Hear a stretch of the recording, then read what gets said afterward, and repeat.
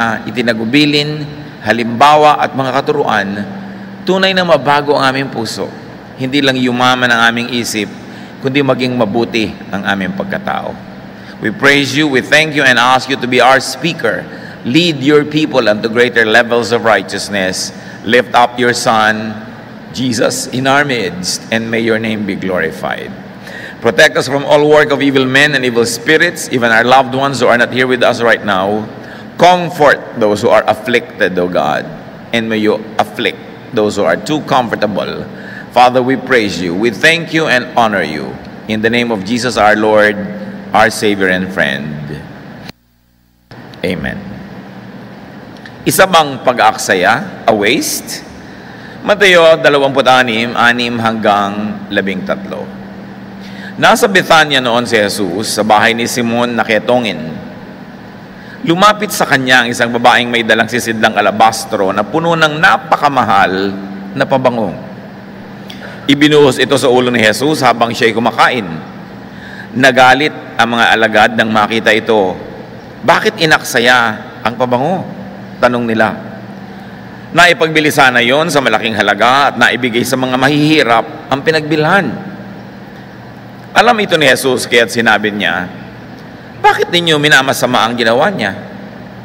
Isang mabuting bagay ang ginawa niyang ito sa akin. Sapagkat habang panahoy kasama ninyo ang mga mahihirap, ngunit ako'y hindi ninyo kasama habang panahon. Hindi pa may binuhusan na niya ako ng pabango bilang paghahanda sa paglilibing sa akin. Tandaan ninyo saan mang ipangaral ang magandang balita sa buong mundo, babanggitin ang ginawa niya ito bilang pag-aalaala sa kanya. At nawa ay kasihan tayo ng Espiritu ng Diyos na unawain ang hiwaga ng mga salitang ito na isa-isa nating sisikaping himayin sa tulong ng Espiritong Banal. Matthew 26:6. Jesus was in the town of Bethany, eating at the home of Simon who had leprosy. Sa dinami-rami ng pwedeng puntahan ng Panginoon para siya maghapunan, doon pa sa bahay ng may ketong, sa isang ketongin. Iniiwasan ng mga relihiyoso ang mga ketongin dahil ito'y tinatawag nilang marumi at hindi lang clinically unclean, kundi spiritually unclean according to their beliefs. Dahil ang paniniwala at turo noon ng mga relihiyoso, kaya ka nagkasakit, makasalanan ka, kaya magdusa ka. Dahil doon ay nagkaroon na sila ng lisensya na hindi masyadong maging maawain sa mga may sakit. At inihihiwalay ang mga ito at hindi kailanman nakikisalamuha ang mga taong banal, mga taong malinis sa tingin nila, sa sarili nila, sa ganitong mga uri ng mga kapwa. But here we see that Jesus eats with lepers. This is extreme. Why? Because the table is a social map. Makikita nyo sa arrangement ng mga table paghandaan kung sinong VIP na itinuturing at sinong hindi. Sinong nasa presidential table, sino yung nasa table number 92, doon sa may gilid, sa tabi ng poste. Sino yung nasa table na malapit sa entablado, sino yung table na pinagsisilbihan ng waiter, sino yung hindi. Makikita nyo agad ang pagtatangi. At sa mga arrangement sa mesa, pag nakaupo ka sa tabi ng host, malaki ang pagtatangi sa iyo, lalo tayo kinapaupo doon sa kanan ng host. Parang mapa ng lipunan ang hapagkainan. Kung sino ang sinasamahan mong kumain, kung kanino kang bahay humahapon o dumudulog sa hapagkainan, kung sino ang kasabi mo sa mesa, may sinasabi yan. At malaki ang sinasabi kung kanino kumain ang Panginoon at sinong katabi niya, yung may ketong. Jesus brought heaven down to everyone. To the poor, to the sick, to the so-called sinners, even to lepers, to women, to children, to outcasts.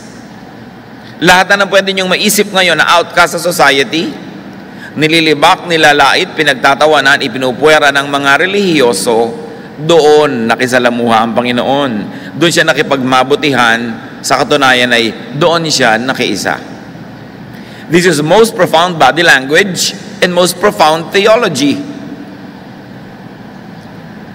Yung sinasabi ng iyong katawan ay higit sa sinasabi ng iyong bibig. Sapagkat pwedeng magsalita ang iyong bibig nang hindi naman yun ang nasa iyong puso. But your body will always betray your inner thoughts. Your body will always reveal what is true. So kung kanino ka napapatingin, napapasulyap, napapatitig, kung kanino ka nakahilig, kahit sa litratuhan, kung kanino ka nakahilig at kanino ka nakalayo, makikita kung anong iyong niloloob. At nakita natin ang niloloob ng Panginoon na siya ay nakasalamuha, in fact, nakisalo sa dulang ng mga puwera, mga outsiders. This very profound theology of the Lord Jesus should be interpreted and applied today. Na kung nandito ang Panginoong Hesus ngayon at kasalamuhan natin, kanino kaya siya babarkada? Kanino kaya siya sasali? Kanino siya sasama? Kasali kaya siya sa mga Conservative Religious Association, Inc.? O kasama ba siya ng mga taong hindi kasali doon sa loob at sentro ng relihiyon? Do we bring God and the church to people today, to everybody? Or have we become as selective and snobbish as the religious leaders of Jesus' time? And if you're going to bring Jesus to everybody, how will everybody feel at ease with you? What kind of behavior must you show? What kind of body language must you show so that the people who are outcast in central areas of religious life would feel at ease with you to the point of listening to your message and to the point of following you to follow Jesus? Kung tayo ay kinakaasiwaan ng mga puwera, ng mga i-consider natin mga makasalanan, yung mga nilalayuan ng mga religious leaders, kung tayo i-consider nila na representative ni Jesus, dapat at ease sila sa atin. At kung magiging at ease sila sa atin, ano kaya ang mga salita natin? Ano ang kilos natin? Ano ang body language na ipapahayag natin sa kanila? Lumayo na ng lumayo ang Kristiyano kay Kristo. That's why we must bring Christ back to Christianity. Ang layo na. Napatungan ng mga katuroan ng mga conservatives, ng mga self-righteous, ng mga judgmental, ng mga separatist. Christ was never a separatist. And if ever He separated from a certain type of people, He only separated from the religious leaders, for whom He had the most bitter words and the sharpest criticisms. Pero hindi siya kailanman lumayo doon sa mga taong may sakit ang espiritu, ang kaluluwa, sa mga taong higit kanino man ay nangangailangan ng pagkalinga, pag-unawa, pagpapatawad at paggabay. Matthew 26:7, a woman came in with a bottle of expensive perfume and poured it on Jesus' head. Una, isang leper, ngayon babae naman. Dalawang outcasts nung araw. Puwera. Kasi very male-dominated ang kultura ng Israel. These women had no space at all. And definitely they could not approach great spiritual or religious personalities. But this woman has the audacity to break into the party and pour perfume on Jesus' head.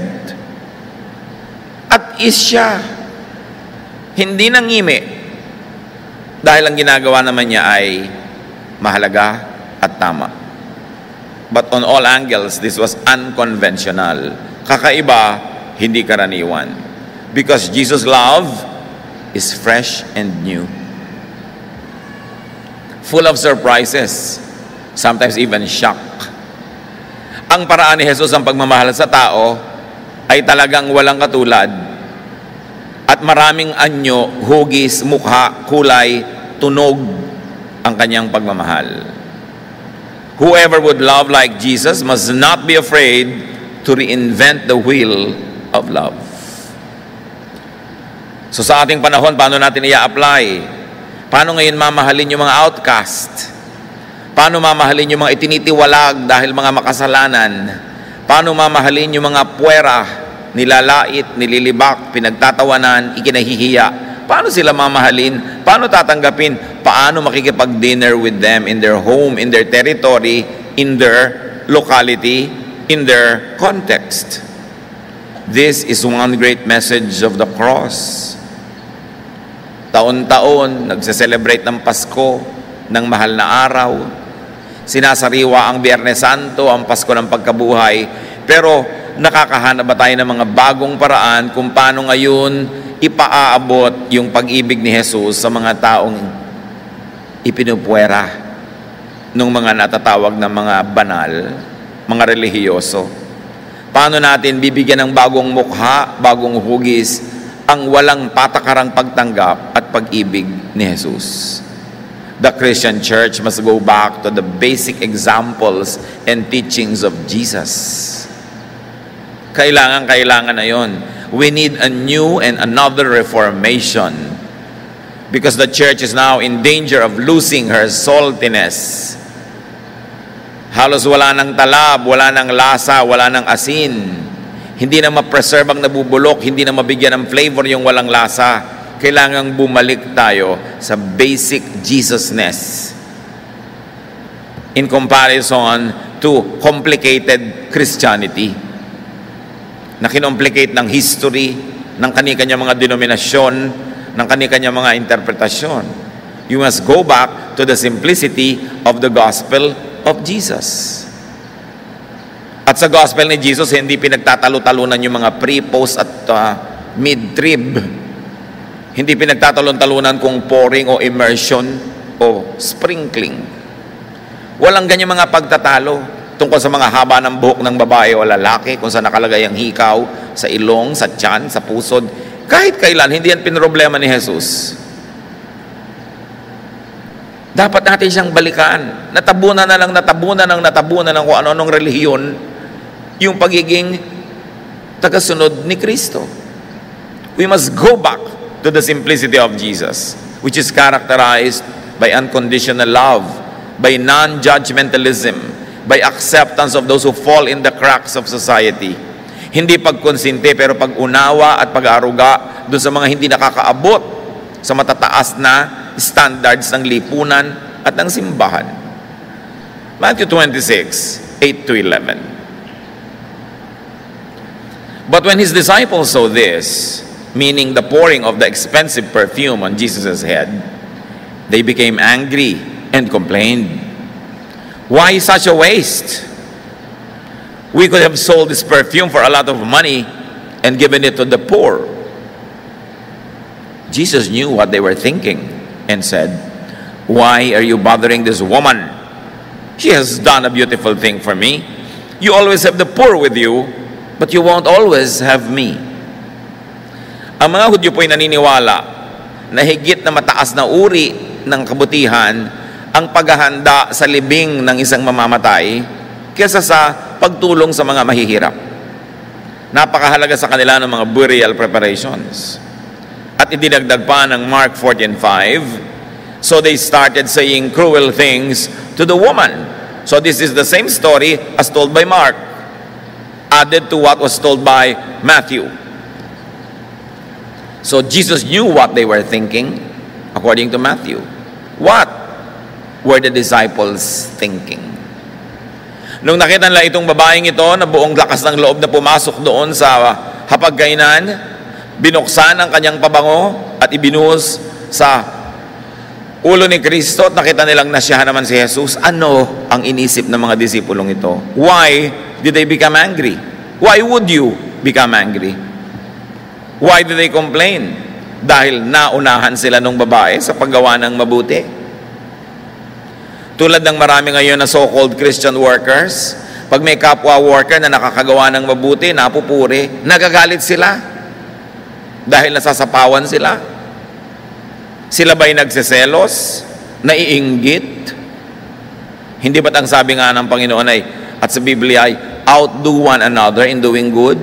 So pag natalo ka ng isang tao sa paggawa ng mabuti, ipagbunyi mo, huwag mong ikainggit at ikagalit. Mabuting at nagalampasan niya ang paggawa mo ng mabuti, lampasan mo rin, hindi ng pagchichismis, hindi ng pagrereklamo, kundi ng paggawa rin ng mabuti. Kasi lahat ng ginagawa nating mabuti, makikita at makikita.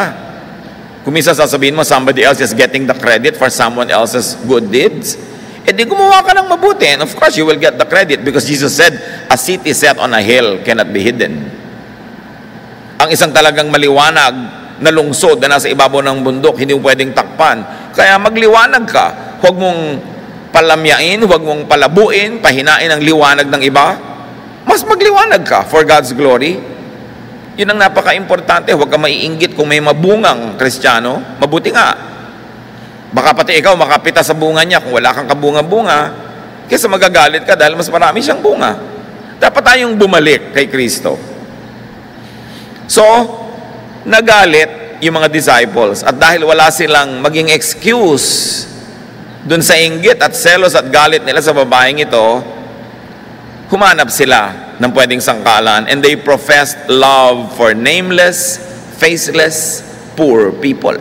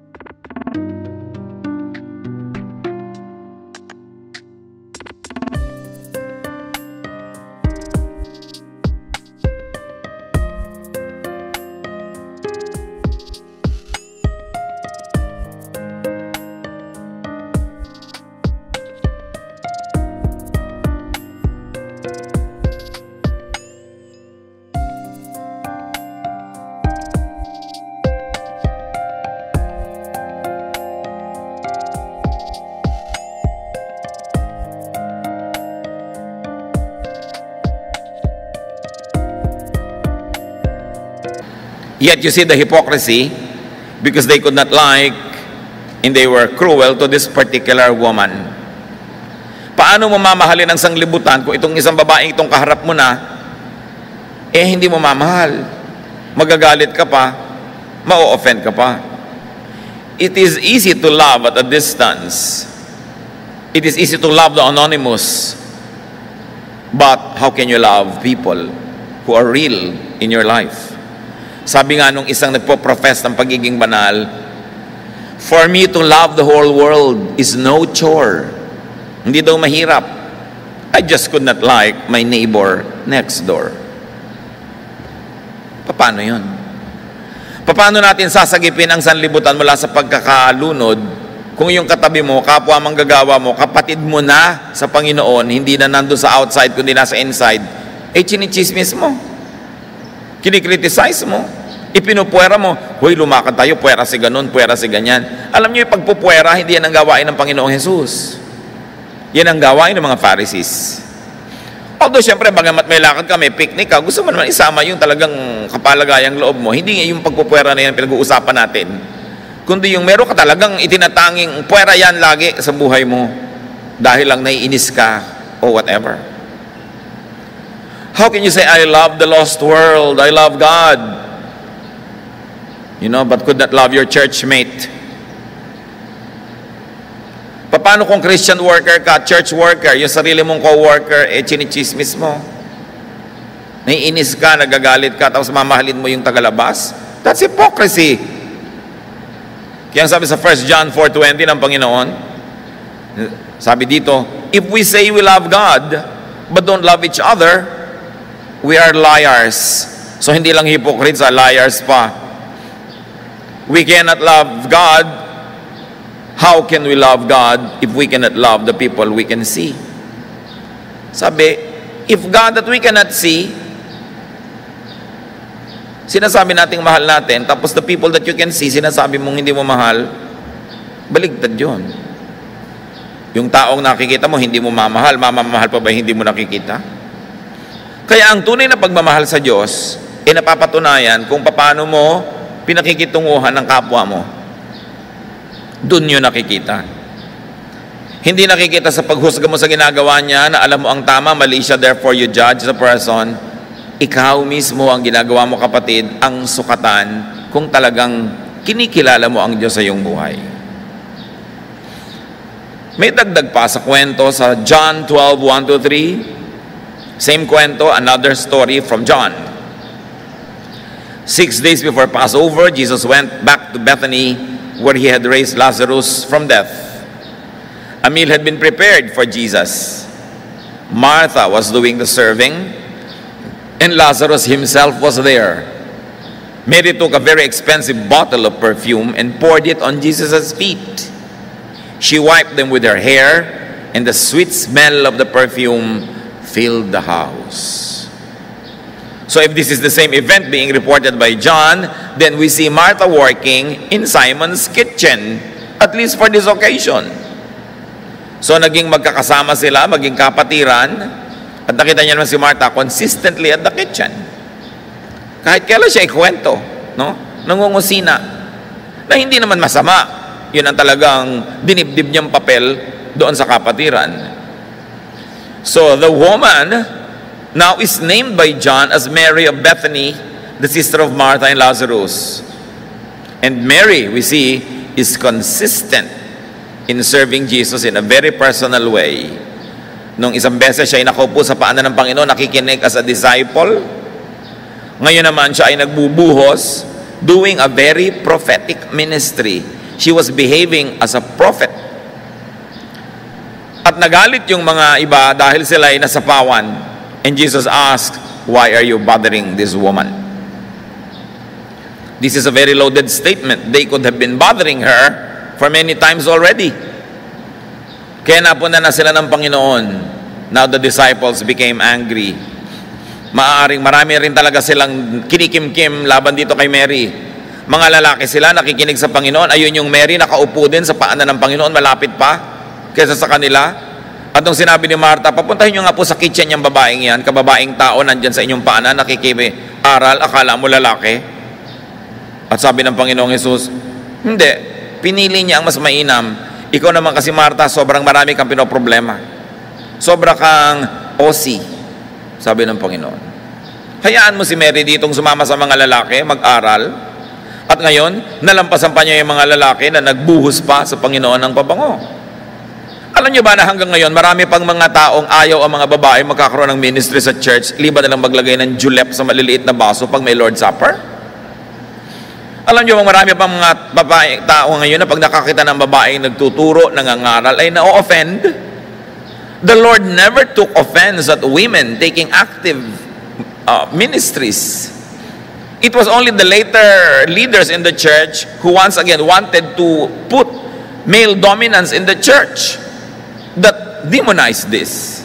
And then later on, for almost thousands of years of church history na male-dominated, minasama nila ang mga babae. At pati si Maria Magdalena binigyan ng bad press, tinawag na prostitute. It was never ever said in the Bible that she was. Palibasa, malapit si Maria Magdalena sa Panginoong Jesus, she had to be demonized, she had to be given a bad name by the church. At nito lang kamakailan, ilang dekada lang, na humingi ng paumanhin ang simbahang Romana, Katolika, sa pagtawag kay Maria Magdalena na prostitute. Inamin nila na wala naman talagang biblical basis. Because she was demonized. Ang gusto kasi ng maraming tao sa church, yung mga babae, mga muchacha lang. Mga tagalinis dito, tagatiklop doon ng mga napkin. Bagamat hindi masama yung ministry na yun. Pero kung may tinatawag ng Panginoon, binibigyan ng gift na mag-lead, why not? The ministry is above gender. But definitely, there's going to be a cultural issue concerning that. Pero if you're going back to Jesus, not to some of His apostles who never liked women to be beside them, Jesus, who died for us, Jesus the Son of God, Jesus the Savior, welcomed women in His fold, in His inner circle. At siya ang example. Siya naman ang tagapagligtas, hindi naman yung mga apostles. May mapupulo tayong mabubuti sa mga apostles, pero mga tao rin sila. Minsan nga, tinawag pa ni Lord si Peter na Satan kasi sobrang mali. So yung mga sinasabi ng mga apostle na yan, nagkaka-authority lang yan kung makakakita tayo ng pagsang-ayon ni Jesus sa kanyang mga sinabi, sa kanyang mga itinuro o mga halimbawang ibinigay. Jesus is the standard, not the apostles, not the disciples. You always have to bring the story, the standard, the issue back to Jesus. Because He is the only Savior. He is the only way. Walang iba. Every knee will bow in the name of Jesus, including those of the apostles, the prophets, and everybody. Dadalhin nyo ang mga turo nila at ikukumpara sa turo ni Jesus. At yung turo ni Jesus ang mananaig sapagkat siya ang anak ng Diyos. Tulad na lang halimbawa nito, Natuwa naman ang Panginoon sa ginawa ng babae. Sabi ng mga apostles, why such a waste? Anointing the Lord with expensive oil, a waste? This is the height of hypocrisy. Giving the Lord something fragrant, expensive, and special, a waste? At dinagdagan pa ng Mark 14:4-5. Why such a waste? We could have sold this perfume for more than 300 silver coins and given the money to the poor. So nakita nyo, kanya-kanyang kwento yung mga nagsulat ng mga Gospels, kaya yung kanya-kanyang version, may nadadagdag na detail na inungkat lang nung nagkwento. At dito, kay Mark, sinabi pa niya na may halaga pang inilagay yung mga apostle na katumbas nung mahal na pabango. At sinasabi nila, we love the poor, but we don't love this woman. And we don't love Jesus enough. We don't love Jesus more than 300 silver coins. Kaya ang Panginoon, nung si Pedro ay tinatanong niya, sabi niya, Peter, do you love me more than this? Kasi yung pag-ibig nila kay Jesus, may price tag. Dapat hindi lumampas ng 300 silver coins. Sa kanila, ang paglilingkod, ang pagbibigay, may price ceiling. Kaya sabi ng Panginoon, anong klaseng pag-ibig meron kayo? Ang ginawa niya ay napakabuti. Sabi po ni Mrs. Imelda Marcos concerning this thing, when you are committed to God, you can be mistaken as wasteful. Like if you put incense, flowers, candles to the altar of your God because you're a believer. For the non-believer, that's a waste and a frivolity. You cannot quantify love. Yun ang sabi niya. At talagang napaka-biblical nung idea na yun. Parang yung mga disciples na to, that's exactly what the disciples were doing, quantifying love and faith. Nilalagyan ng price tag. Quantifying the woman's intentions despite the Lord's pleasure. So Jesus rebukes the men and commends the woman. Madalas mangyari yon sa buhay ni Jesus. Jesus even demolished their charitable pretensions. So ang arte-arte nyo, mahal nyo yung mga poor. Talaga? The disciples were in fact exploiting the poor to make pogi points. Tulad din ng marami ngayon, kunwa ay charitable, pero ang gusto, press release. Ang gusto yung mapuri ng mga tao, may idinagdag si John 12:6. Judas did not really care about the poor. He was one of the people who were there. He asked this because he carried the money bag and sometimes would steal from it. Sabi gusto ni Judas, ibenta na lang yung pabango para maraming pera pumasok doon sa kanilang bulsa. At pag hindi nakatingin yung iba, kumukupit siya. So sabi niya, ba't di nilang ibenta yan para maipamigay natin sa mahihirap yung pinagbilan? Sabi ng Panginoon, you will always have the poor with you, but you won't always have me. Hindi naman sinabi ng Panginoon na hindi mabuting tumulong sa mahihirap, pero sabi niya, huwag niyo naman kakalimutan ako. Ako yung Panginoon dito. Hindi naman ako laging binibigyan, pero pag bibigyan ako, huwag kayong ma-offend. At huwag yung masamain. To extend the verse, brothers and sisters, sabi niya, you will always have the poor, but you will not always have me. So let's fast forward. You will always have text mates, but you won't always be at worship. Sino sa inyo ang worship na text pa ng text? Dapat yata yung gagano, pinapatayo at pinapalabas eh. Kasi kabastusan. Liban na lang, meron kayong may sakit na anak, magulang, kung sino inaalagaan nyo, tinetextan nyo yung nag-aalaga, uminom na ba ng gamot, napakain mo na ba? Merong emergency, pero yung mga kung ano ng mga muamwa, misya, nag-lunch ka na ba? Tapos nagwo-worship, text ng text. It is the height of insensitivity. Because the people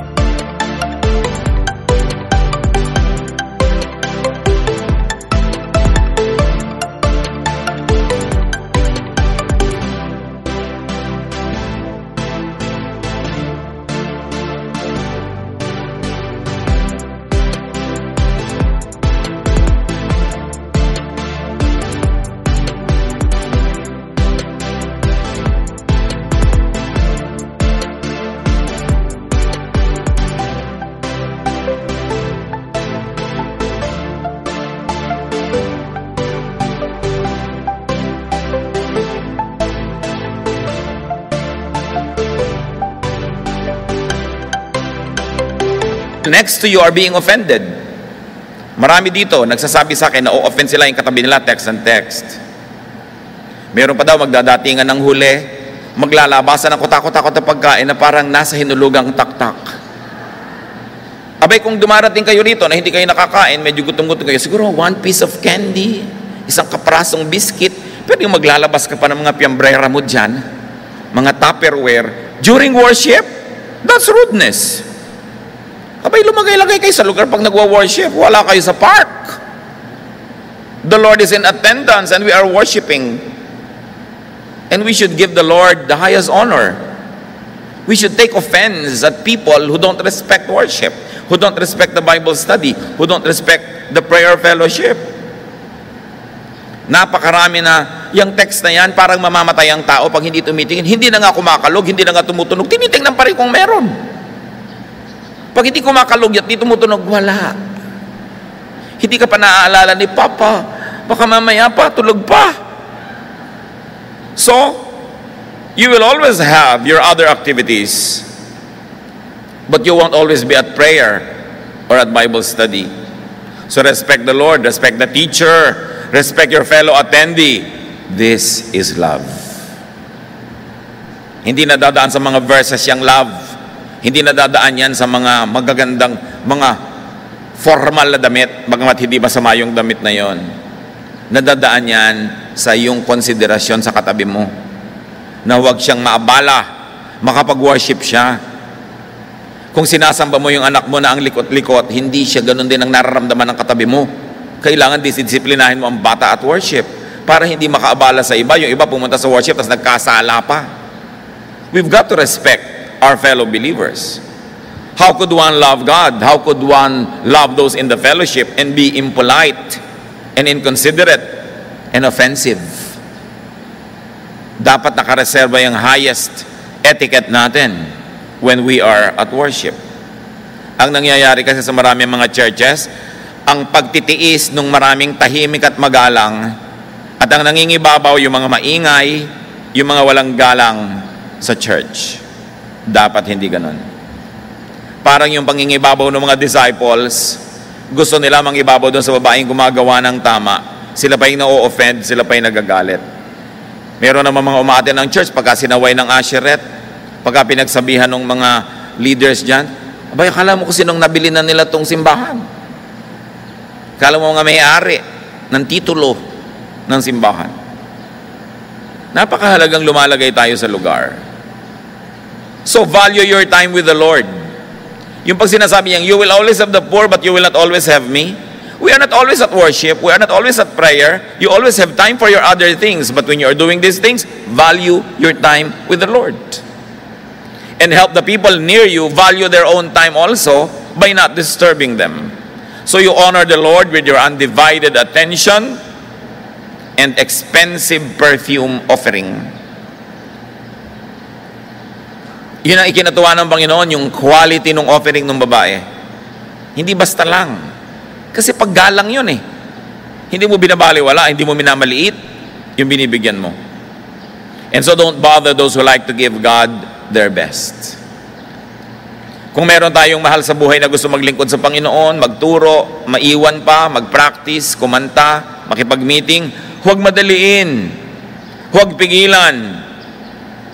Tulad ng gusto ng mga disciple na pigilan yung babae, hoy, ang mahal-mahal ang binibigay mo, liit-liitan mo. Sayang.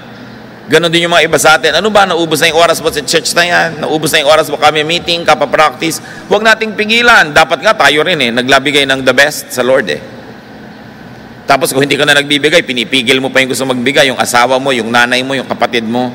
Magiging hadlang ka pa. Alam natin kung sinong pinagalitan dito ng Panginoon at sino yung pinuri. Dapat lumulugar tayo. Matthew 26, 12 to 13. Sabi ng Panginoon, she has poured perfume on my body to prepare it for burial. You may be sure that whatever the good news is told all over the world, people will remember what she has done, and they will tell others. So the woman was memorialized. What she did was immortalized, because the woman did a very prophetic and priestly act. Walang malay yung mga tao sa paligid na ang ginagawa pala ng babaeng yon napakahalaga sa Panginoon. Anong malay natin kung gaano kahalaga sa Panginoon yung ginagawa ng ating kapwa? Huwag nating pigilan. In the Jesus world, we see here, women do prophetic and priestly acts. Tapos may makikita pa akong God does not like women to be leaders. Walang verse na nagsasabi nun. Wala.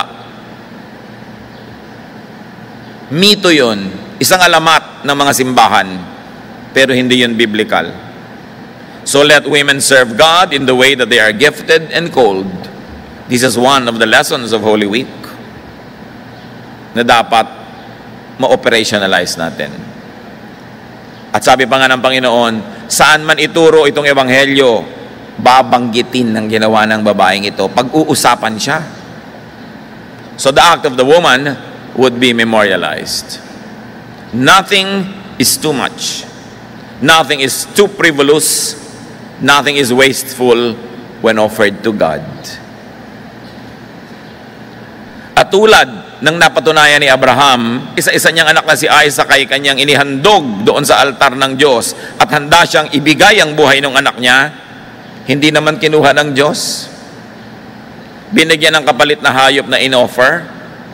What do people who give God their best realize?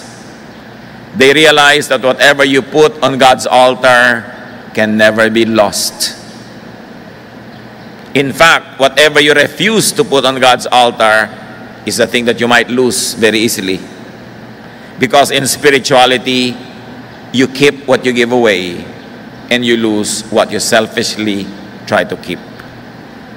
So apply your love to God and your love for the world by being nice to the person next to you. Lalo mga church workers, ang una nyo gawing mission field to love, to accept, to support, to help fellow workers. Don't get in the way. Huwag maging hadlang, huwag maiinggit, huwag magseselos.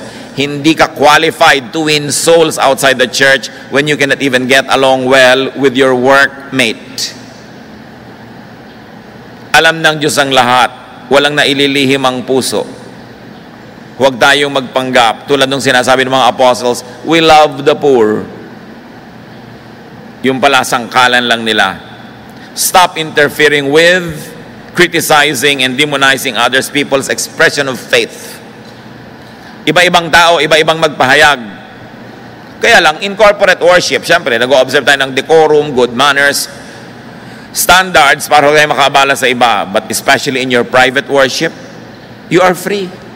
Gusto nyo sayawan ng Panginoon, tugtugan, kantahan, you are free. Express yourself to God. Yung mga iba, gusto nyo pang, may mga iba pa mga gawin, do it privately. Kaya lang, pag magkakasama tayo, there are some certain standards to be met so that the others are not disturbed. Kaya ang tao, meron ka dapat corporate, public worship, pero huwag kang mawawala ng private worship. Nagsasama-sama tayo, nananalangin sabay-sabay, pero huwag ka dapat mawawala ng private prayer. Sabi nga ng Panginoon, when you pray, go into your room and pray there alone. Malaki ang pagpapahalaga ng Diyos sa private prayer. Hindi dapat yan nawawala. So mga committed believers, take the cue from Jesus. Accept, enjoy, even fine and good things. Marami rin naman kasi na naglilingkod sa Panginoon, nagigilty na pag nag-e-enjoy. Pag-o-order ng halo-halo, sister, ayaw mo ba ng special? Tama na po yung ordinary kasi Christian po ako. Hindi naman magagalit ang Diyos sa special yung halo-halo mo. Bakit ang suot mo laging balutan ng pagkain ng baboy? Naku, kasi Christian po ako, baka magalit ng Diyos pag nagsuot ako ng silk o satin. Hindi naman siya magagalit kung nag-enjoy ka, hindi mo ninanakaw. Hindi kakalimot na tumulong sa kapwa mo. God is good. God is very nice. God created so many nice and fine things for His people to enjoy. Palayain natin ang mga sarili natin sa pananakop at paniniil ng misguided religion who misrepresent God. God wants you to have a good life, but God always tells you to share with others. Huwag ka nagigilty pag nag-e-enjoy ka sa buhay. Dahil yan ay gift ng Diyos. lalo't hindi mo ninanakaw at dapat hindi nakawin. Mahalaga, kilala ba natin talaga ang Panginoon? Gaano karaming hakbang ang dapat natin gawin para bumalik kay Jesus? Hindi lahat ng pagiging relihiyoso ay pagiging tunay na pananampalataya sa Panginoong Jesus. Suriin natin ang ating buhay. Paulit-ulit ang mga Pasko, ang mga Holy Week, ang mga holidays, dapat may bagong nagiging anyo ang ating pagiging tagasunod ni Kristo. We must put Jesus back to Christianity so that we will go back to the simplicity, the power of Jesus' love, which we all need and which we all of us are commanded by Jesus to give. Ama namin sa langit, salamat sa pagtangyo anak na si Jesus, mapagmahal, maibigin, mapagtanggap. Kaya nakakatiyak kaming hindi kami tatanggihan. Turuan mo, Panginoon, na kami man maging tulad niya. Suriin niyo po kami na huwag lang magkaroon ng relihiyon, kundi magkaroon ng